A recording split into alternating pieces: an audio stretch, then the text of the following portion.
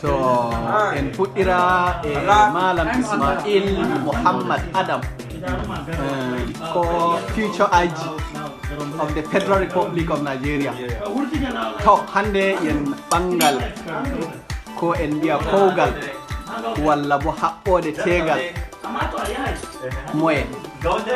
hande haɓɓo ko tegal Inusa lawlo andira yakanaji hande Allah waɗi o diwi Katsina o diwi Zamfara o yehi o towtima keɓi o coyi yo nanma fa woga noon ay naka suƴetega hanka o wi ɓe kanoɓe pat ɓe boɗa to accam woɓɓe bo to Allah rene an bo andin indema inde am Abdoulaye Djipada waɗi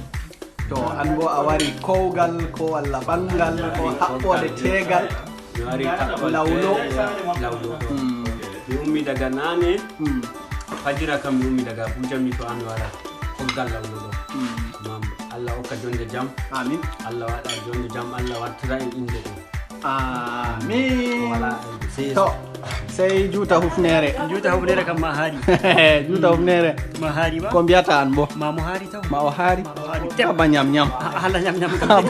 haba alhaji ñam tegal yakanaji kam o haara ko waɗi jikka o ñamande o haarandi to kanko alhaji ñam kanko woni surajo tete to nda goɗɗo bo ɗo alhaji future siwto Yakuba Adamuwa to an bo a wari ɓangal ko en mbiya haɓɓode tegal ko kowgal kanko lawlo yakanaji to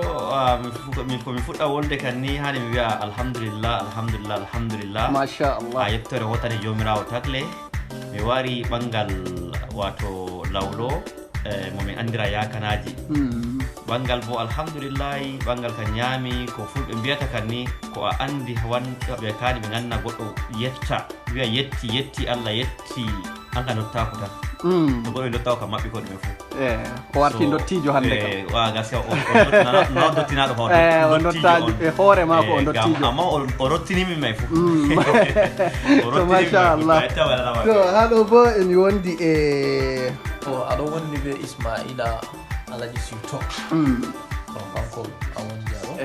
hande bo a wari kadi kowgal lawlo andiraɗo yakanaji